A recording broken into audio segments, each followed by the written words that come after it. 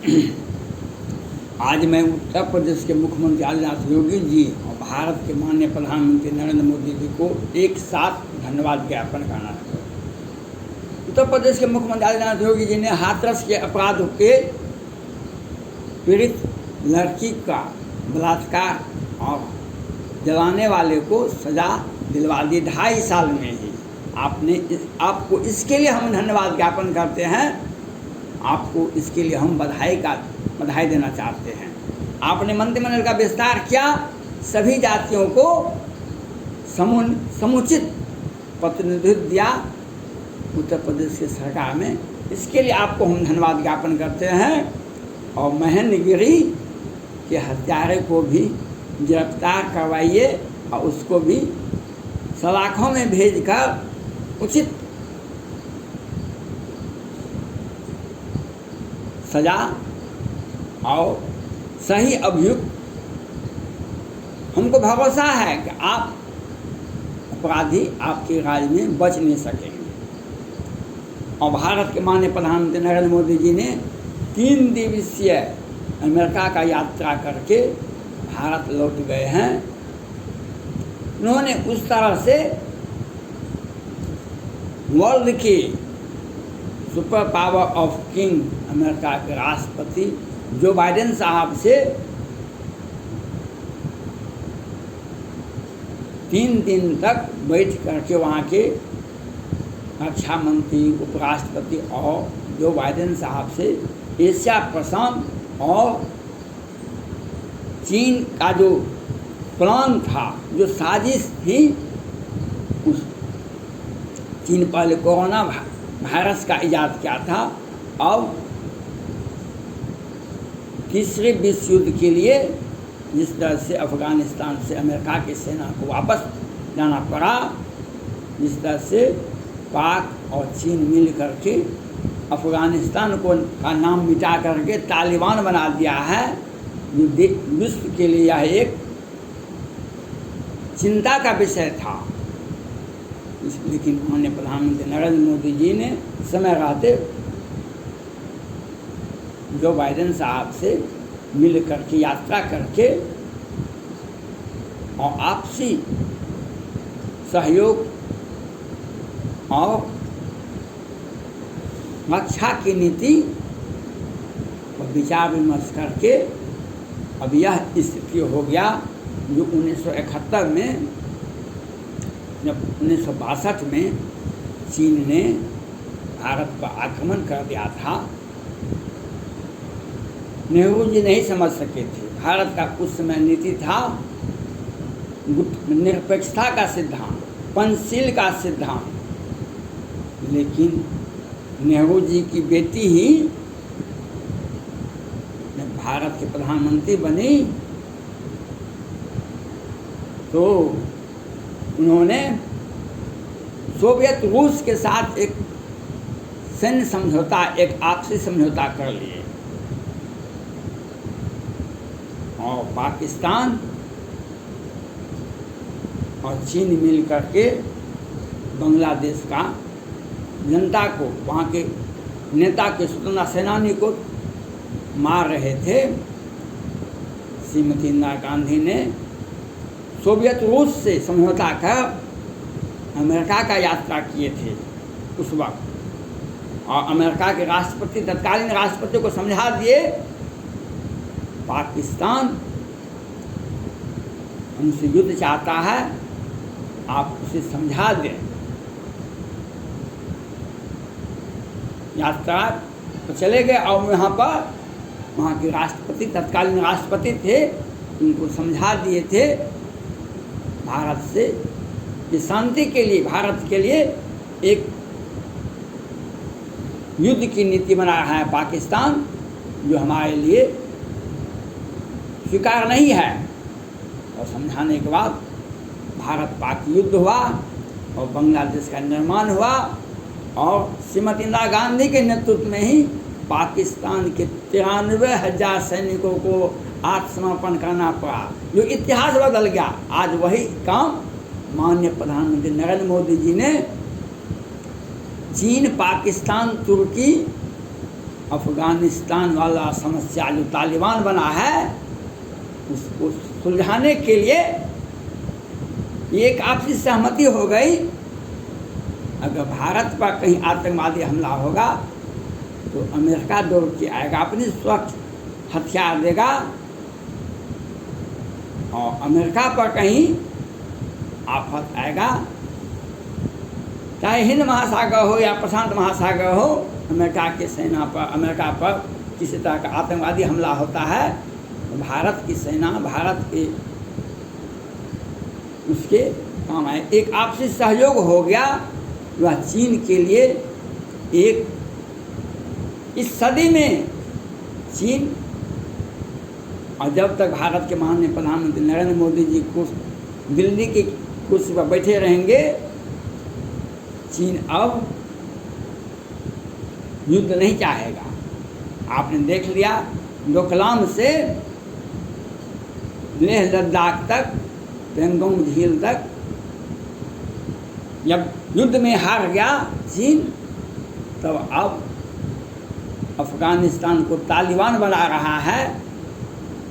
और एशिया में जब ओली साहब नेपाल के राष्ट्र प्रधानमंत्री थे तो कहते थे काला पानी लिपू लेक हमारा है, अयोध्या भी हमारा है। जो देश चीन के पैसे पे चलता है वह आतंकवाद को पस्त देगा, वह चीन के पीछे पीछे रहेगा। आपने देख रहा है, आपने देखा पाकिस्तान में सी पेक बनाएंगे, विकास करेंगे, और वहाँ पर सेना भी उतार दिए। श्रीलंका में अपना बंदरगाह भी बना दिए चीन, और भारत को घेरने के लिए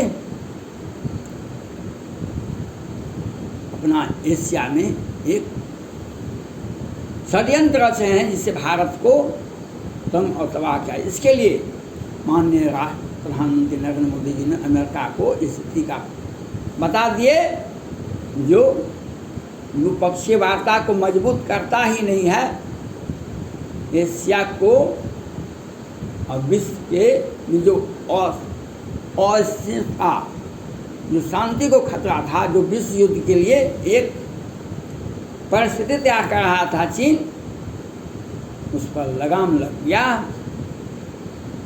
और अमेरिका के राष्ट्रपति जी भी भारत में एक सैन्य बेस बनाना चाहता है, वह भारत सरकार को तत्काल उसको दे देना चाहिए। ये तो चीन इस सदी में, पाकिस्तान इस सदी में कभी भारत पर युद्ध के लिए नहीं सोचेगा, अमेरिका पर नहीं सोचेगा युद्ध के लिए। इसके लिए माननीय प्रधानमंत्री नरेंद्र मोदी जी ने जो काम किए, वाह, कोटि कोटि धन्यवाद। आज माननीय प्रधानमंत्री नरेंद्र मोदी जी स्वास्थ्य डिजिटल मिशन का उद्घाटन करेंगे, इसके लिए आपको धन्यवाद। लेकिन माननीय प्रधानमंत्री नरेंद्र मोदी जी, आपने इसके पहले मंत्रिमंडल का पुनर्गठन किया, उसमें बहुत सारे लोगों को, स्वास्थ्य मंत्री को, कानून मंत्री को हटा दिए, नए स्वास्थ्य मंत्री और कानून मंत्री को लाए, आपको इसके लिए धन्यवाद। लेकिन पुराने लोगों को हटाकर नए लोगों के आने के पीछे भी कुछ कारण होता है। पुराने लोगों को हटा करके नए लोगों को आने का भी कुछ कारण होता है। उत्तर प्रदेश के मुख्यमंत्री आदित्यनाथ योगी जी की उत्तर प्रदेश में हाथरस घटना होती है 2019 के 16 अप्रैल को, 15-16 अप्रैल को, और उसका देश और दुनिया में चर्चा होता है। एक लड़की को उसी घर में जला कर राख कर दिया जाता है, बलात्कार किया जाता है और मार दिया जाता है। 2.5 साल आदित्यनाथ योगी जी ने अपराधी को सजा दिलवा दी, अपराधी को सजा दिलवा दिए, ये बहुत अच्छा बात है। लेकिन 2019 को ही सुप्रीम कोर्ट के तत्कालीन मुख्य न्यायाधीश जी ने मुजफ्फरपुर बालिका गृह कांड का उद्भेदन किए थे, जिसमें 11 बच्चे की हत्या होती है, 34 के साथ बलात्कार होता है, वह फाइल कहाँ है बिहार में? आप कानून मंत्री जी को पूछिए और स्वास्थ्य मंत्री को पूछिए। कानून मंत्री जी जो 1989 में सीताराम सिंह का हत्या होता है, जिसमें मुख्यमंत्री नीतीश कुमार जी भी उस वक्त थे, उस हत्या में दिन को जाले में हत्या होता है, कोई रात के अंधेरे में हत्या नहीं होता है। वह केस कहाँ है? आप सुप्रीम कोर्ट से पूछिए। 2019 में ही बालिका गृहकांड होता है बिहार में, मुजफ्फरपुर में, वह केस कहाँ है? और आनंद मोहन का घटना होता है 1999 में, उसे लोअर कोर्ट से हाई कोर्ट तक, हाई कोर्ट से सुप्रीम कोर्ट सजा हो जाती है। नीतीश कुमार जी का हत्या का केस कहाँ है? आप कानून मंत्री से पूछिए। और स्वास्थ्य मंत्री को भी आपने बदला है, स्वास्थ्य मंत्री को भी आपने बदला है। स्वास्थ्य मंत्री जी को बहुत बहुत धन्यवाद। आपको मैं माननीय प्रधानमंत्री नरेंद्र मोदी जी, आपसे यह मैं पूछना चाहता हूँ, स्वास्थ्य मंत्री को बदल दिए, डॉक्टर सुधीर कुमार गुप्ता को बदल दिए और स्वास्थ्य मंत्री जी को बदल दिए। पटना में, बिहार के पटना हाई कोर्ट ने बिहार सरकार के से पूछा कोरोना में कितने लोग मरे। बिहार में पटना हाई कोर्ट के मुख्य न्यायाधीश